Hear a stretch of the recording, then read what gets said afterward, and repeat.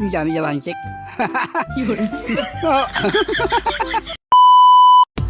Ayaw kumain ng isda, may bulabog na pato, may nakita kami mga prutas, dito tirahin namin. May nakita rin siya ditong prutas, hindi ko matanaw, siya nakakita, okay, alright.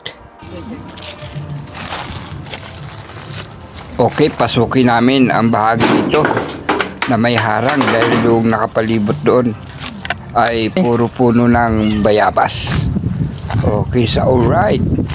Dahil may mga pato nga, nabulabog ang fishing namin, nakakita naman kami ng mga prutas, marami bunga ang bayabas. Okay, sa alright. Eto na, inakyat na nga.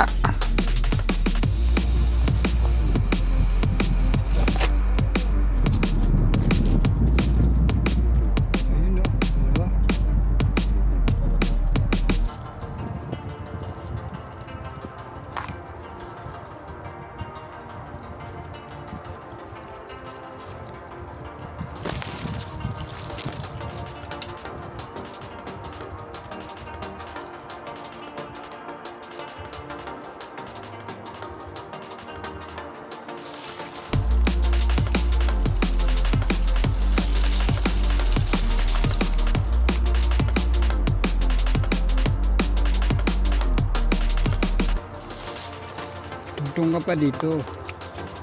Yan. Diba yan? Bayabas yan eh. Yan.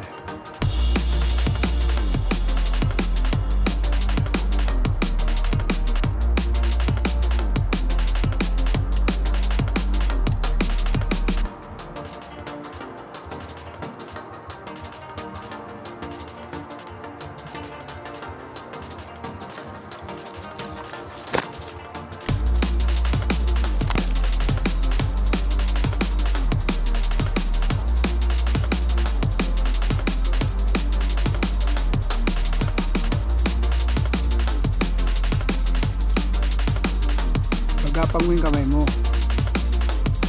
Nahirapan siyang kunin kasi nasa dulo yung mga malalaki at hinog.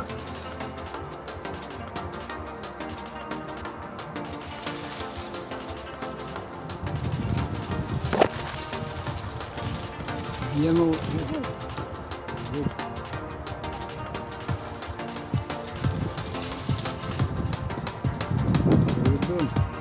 Ay, hindi. Yun. Yun.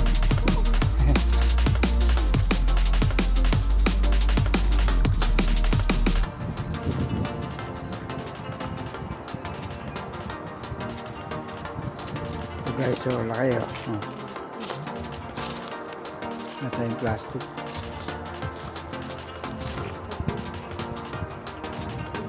Ayun. Doon yung babaw mo na yung hinog ko. Ayun. Ayun. Balikan natin.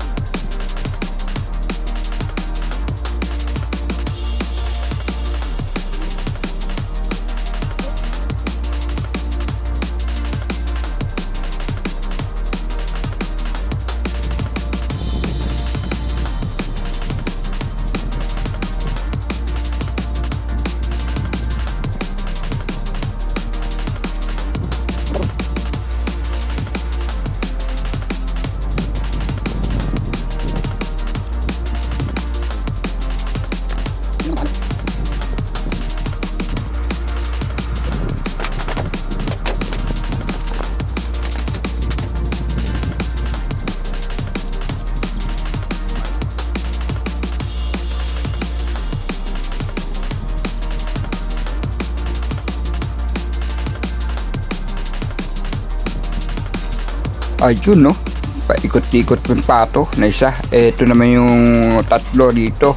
Mga naglalambingan. Di pa rin natatapos na mag-swimming.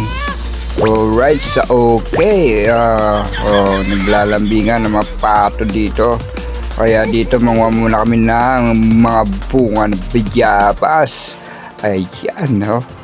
Marami na kaming nakuha dito. At may nakita kaming puno rito ng mangga. Alright, puntahan namin. Meron kaming natanaw na puno mangga na mayroong bunga. At ito na nga. Ayan, nakita na namin ang puno ng mangga. Alright, okay, good na good. Ay, bumalik siya dahil hindi maakyat, dahil maraming mga hantik. May mga bunga ang mangga pero hindi naman makuha dahil walang panungkit, dahil hindi pwedeng akyatin. Mayroong hantik, malalaking langgam na kulay pula na masakit mahagat. Ayan, tanaw-tanaw lamang siya dahil nakita niya mga hantik, maraming mga hantik. Ayun na, kinagat na siya.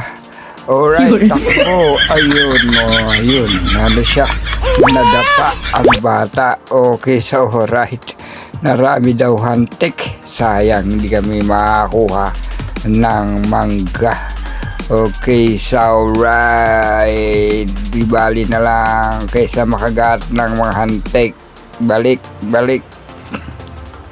Nakita kami ditong bahay na hindi tapos. At nakita sila ng panungkit. Alright, eto na.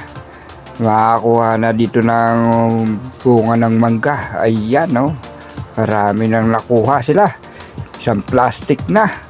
Okay, so alright, good na good dyan dito sa farm ng BSR.